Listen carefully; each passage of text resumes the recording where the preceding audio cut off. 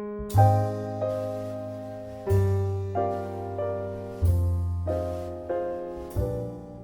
there, it's your girl Wanjiru Kaburu, and I hope and trust that you and your loved ones are well. I am today talking to you about something that is on the cover page of my book, The Power of Self Love. Behind every successful person is themselves.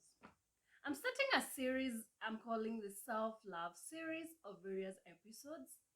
And I feel that in this first episode, I talk about this particular thing because when I released this book, there were certain reactions on that theme. There were two categories of reactions. One side felt like, you think you can make it on your own? No, you need people. And I agree. And then there's a second category of believers that felt, you're taking on too much power. You need God to make it. And I also agree with this category. However, I still stand with the theme that behind every successful person is themselves. And this is why. Let us take the first category. We need people to succeed. Now, take yourself back to the different environments you've been in, where you were brought up, the people you've interacted with in schools, outside schools, in the community, in the various organizations you've worked in the various teams that you've worked with, even the friends, the closest of them, family, all those people. I want you to look at them and all the discussions, all the things they say to you, positive or negative criticism. And I want you to look deep down and be honest with yourself. If you had all these amazing people and amazing environments with every potential to form you and build you, but then again, you did not take the step. You did not believe if they were positive affirmations or beliefs they had in you of what you're capable of doing. You did not listen and believe in them. And you did not even take the step to believe in yourself. Look at that person as person A. And then there is this other person B who had all these or never had, but they had this relentless belief in self. They work hard. They take time to know who they're really capable of. And once they do that, they take the next stage to actualize that which they know for sure they are capable of doing. Between these two people, who has the chances of success? And as we talk of success, different people define success differently. So look at success, how you define it. For me, success is being able to live your purpose, being able to set certain goals within certain periods of your life. May it be academic, may it be friendships, family, all aspects of your life. So for me, success rotates around or revolves around purpose. So for me to ever say I'm successful, the work I had to do is first find out my purpose and what is my purpose within whatever space, at work, in my circle of friends, and it takes work to know that, but we are going to talk about that later. So back to these two people. Honestly, the second person has higher chances of success because they took advantage of this great environment or an environment that broke them and they made something out of it. But this other person never listened, or rather, they listened maybe, but they never really heard and got it. They never did the work that is needed of them to do to get to the other level. So, yes, we need people around us. We need encouragers. We need cheerleaders. We need people to create the right environments for us to thrive. But at the end of the day, it is you, my friend, who decides whether you will thrive in that environment or not. It is not the environment, it is not the people. So when we take a lot of time lamenting and complaining and throwing blames on the people who did or did not do, environments that did or did not do this or that to us, we are really saying we did not do our part to make the most of a great environment or to learn from an environment that we felt was not favorable, but still go through it and make something out of ourselves. What we are saying is that we have failed to take things as they are, circumstances, to listen in to those people who are there to support us and to take their support and take it to another level. Then there's the second category of believers. I am a believer. If you've listened to my video, self-love tips, one of the tips is that stay connected to your source energy. And I said my source energy is God. And I went ahead to say how lost I feel when I don't spend moments with God through prayer, sermons, reflection, and all that. But my friends, in my second book, I am writing a certain chapter where I want to bring out that I think as human beings, we use God as an excuse not to do our part.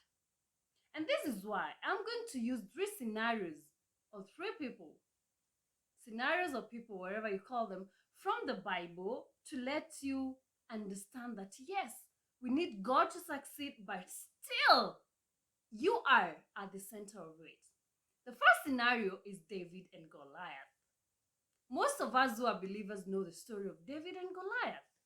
Goliath was this enormous being that no one believed or even thought of the possibility of beating. But David had a sling and a stone, and he was just, a small herds boy who, even being called, even his own father did not believe he should be among the sons when they were coming to be selected to who will be the king. But David showed up with faith, then a sling and a stone. And his attitude when people were, this Goliath is too big to beat, for him, Goliath was too big to miss. So God came into this space. He used that courage by David, that faith by David, and the stone and the sling that he had to finish Goliath. Now imagine David didn't even care to show up. Imagine if David said, I'm too small, I can't beat this guy. Imagine if David said, all I have is a sling and a stone. And this guy, with just a simple punch, he's finished me off. Imagine that. So really, who is at the center of this? I won't even answer that.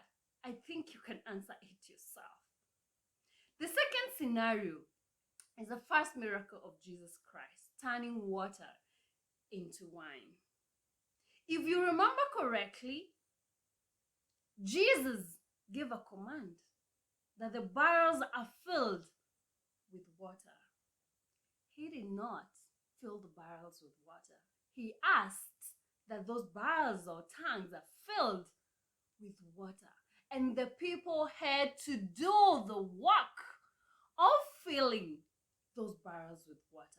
So these are God's command to us. That voice that talks to you and tells you, Wanjiro Kaburu, XYZ, fill your tanks, your barrels with water. Imagine if God came to turn water into wine and there was no water. The people had not done the work of filling the tanks, the barrels, with water. What would he have used to perform the miracle? Are you seeing how you are at the center of every greatness or success that can come to you?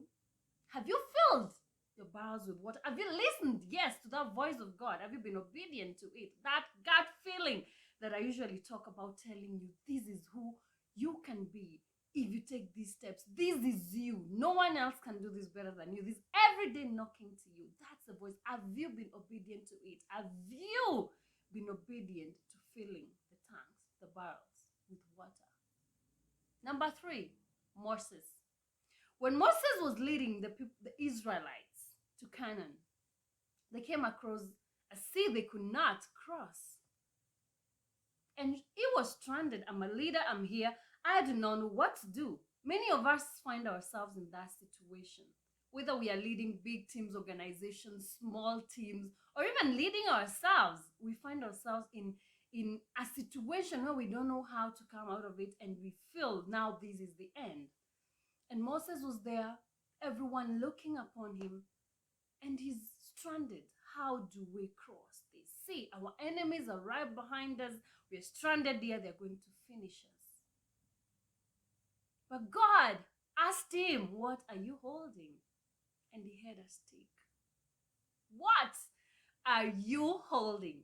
Moses had a stick. And he was instructed to strike the water with that stick. And what happened? The water separated, and there was a clear way for him and his followers to pass through. What are you having? Imagine again if God asked Moses what he was having and he said nothing.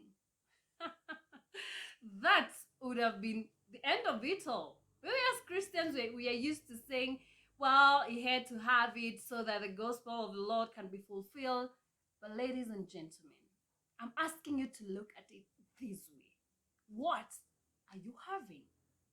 Those are 3 scenarios, and I've given you the scenario of people around us. They love us so much and they want the best for us. And some, listen in, some, a lot of them do not. They do not even care if you become someone or not. Some actually rejoice that you're stuck, that you're nothing, that you cannot grow, that you cannot move beyond and become what I said, the gift you are meant to be to this world.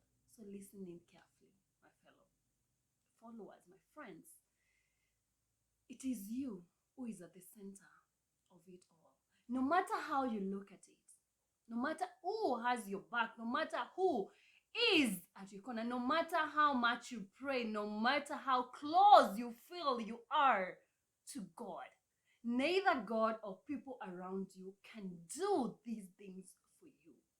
They are there to support you. They're there to encourage you. They're there to handhold you. They are there to bless, especially God is there to bless the work of your hands. There you go. Even when we pray, and even the Bible states, may the Lord bless the work of your hands. The work of your hands. You are at the center of it all. So quit trying to look at life as something that people make happen, or God make happen, or it doesn't make happen, and then we sit back and say, it is not the will of God. Yes, you need wisdom to discern what the will of God is for you at every particular moment and what you can do in those instances. And that's why we pray and reflect, those who are believers.